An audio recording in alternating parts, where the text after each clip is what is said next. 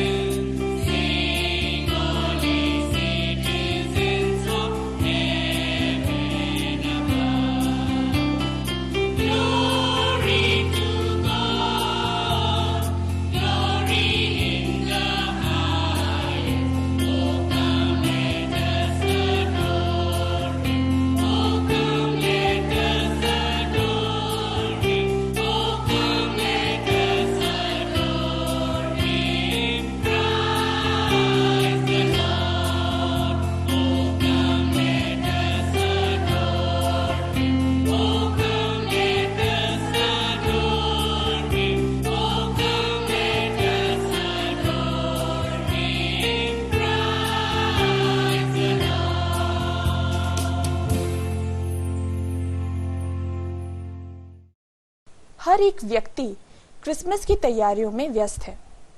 कोई कैंडल सजा रहा है तो कोई क्रिसमस ट्री लगा रहा है, कोई बेल्स तो कोई स्टार्स लगा रहा है, कोई लाइट्स लगा रहा है तो कोई फूलों से पूरा घर सजा रहा है। आज हम आपको ले चलते हैं लखनऊ के मेथोडिस्ट चर्च इन इंडिया के प्रेसिडेंट बिशप फिलिप्स मेसी के घर में और उनसे क्रिसमस का संदेश सुनते हैं।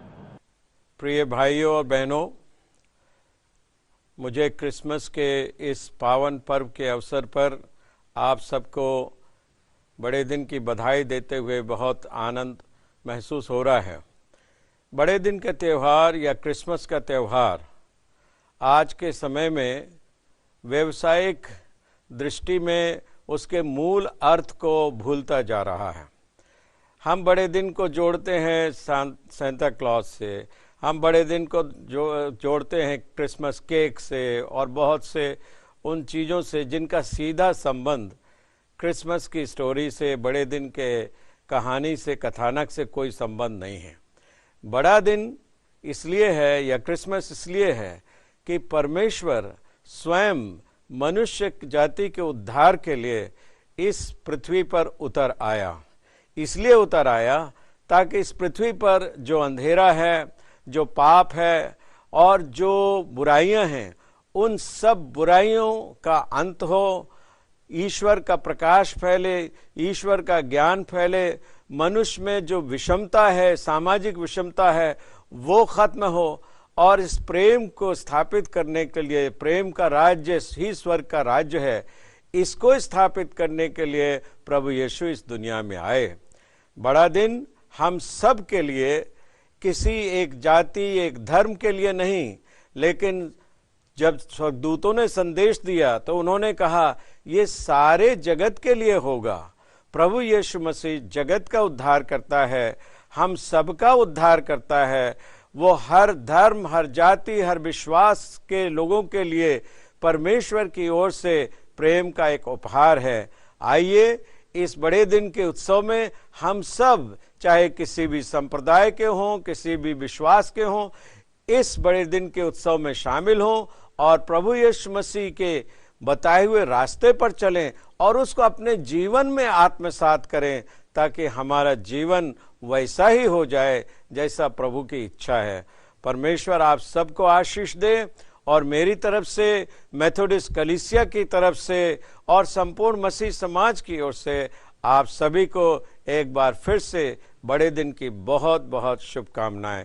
God bless you. इस कोरोना के समय में हम सब ने दिखा दिया है कि हम ईश्वर पर विश्वास करने वाले लोग, हम कभी भी निराश नहीं होंगे। हमें विजय मिली है और हम जानते हैं पूर्ण विजय हमें अवश्य मिलेगी और हमारा आनंद दुगना हो जाएगा। प्रभु के आशीष आप सब पर बनी रहे।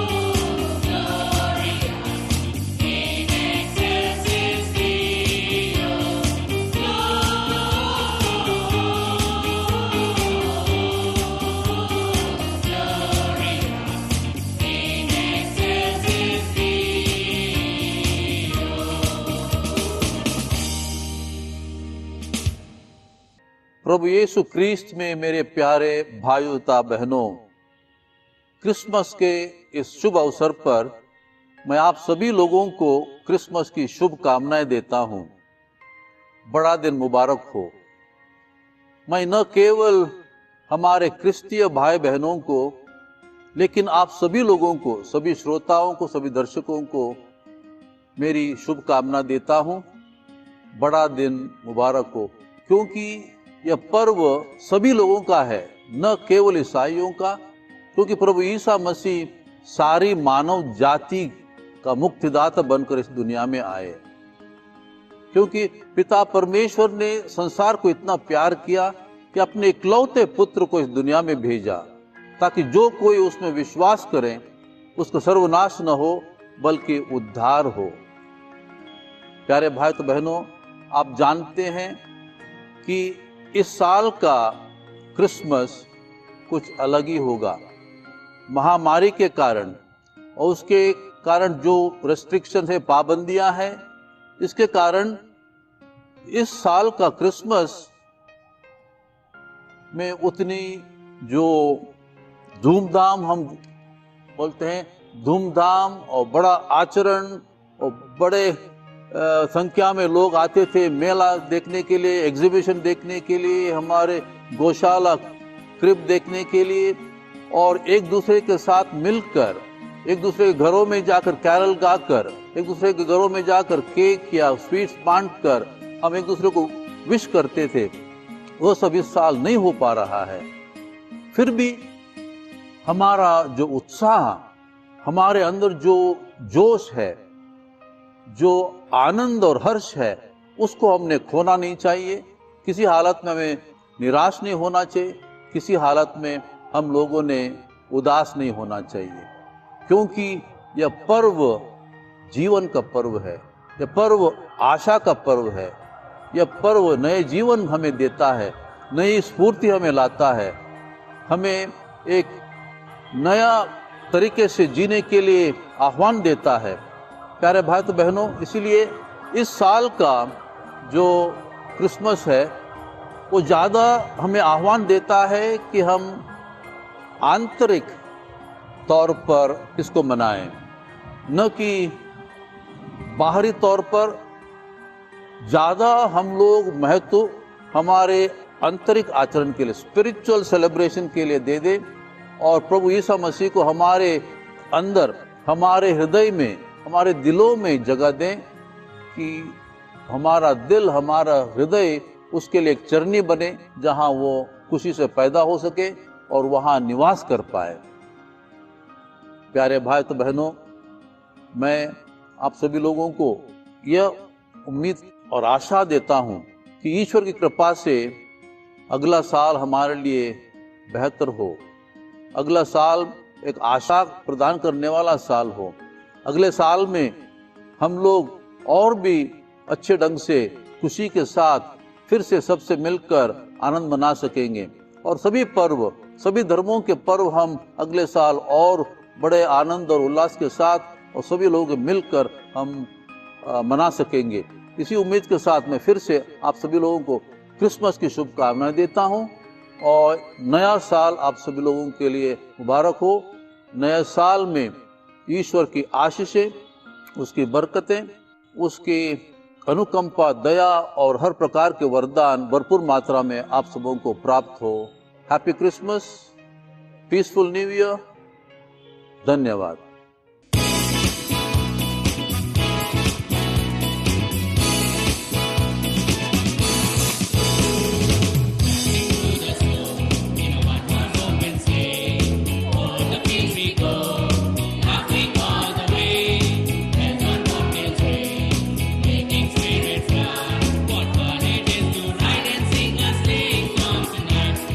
Jingle bell, jingle all the way.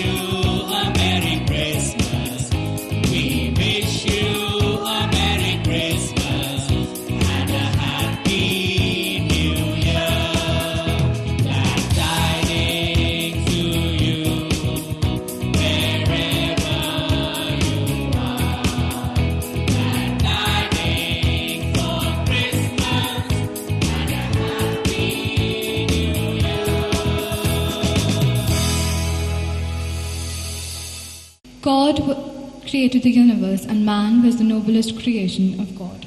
When sin was increasing on earth, God decided about 2,000 years ago to send prophets to different parts of the world. And 2,000 years ago, in the farm of Nazareth, there lived a young woman called Mary. She was engaged to be married to Joseph, the carpenter. God sent the angel Gabriel to Nazareth with a message for Mary. Peace be with you. The Lord is with you and has greatly blessed you. Don't be afraid, Mary, as the God has been gracious to you. You will conceive and give birth to a special baby, and you will name him Jesus. He will be great and will be called the Son of the Most High God. How this could be, as I am a virgin? Who are you and what is your will? The Holy Spirit will come on you, and God's power will rest on you. I am the Lord's servant. May it happen to me as you have said.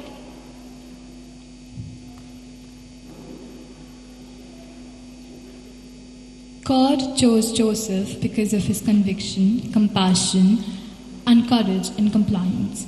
Joseph was a man of simple faith and instant obedience to God. An angel of the Lord appeared in his dreams and said, "Joseph, descendant of David, do not be afraid to take Mary as your wife, for it is by the Holy Spirit that she has conceived. She will have a son, and you will name him Jesus, because he will save the people from all the sins." So when Joseph woke up, he found Mary and married her, as the young angel of the Lord had told him to do. There were some shepherds in the part of the country who were spending the night in the field, taking care of the flocks. It's freezing cold winter night today. God forbids what will happen tonight. Don't be afraid. I'm here with good news for you that will bring joy to all the people. This very day, your Savior is born in Bethlehem, Christ the Lord. Let's go to Bethlehem and see this thing that has happened, which the angel has told us. Come, let's go. So they hurried off and found Mary and Joseph and saw the baby lying in the manger.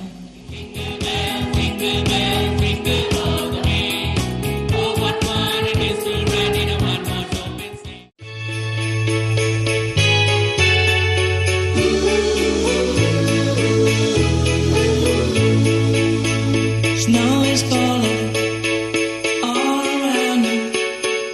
Children playing, having fun. It's the season, love and understanding. Merry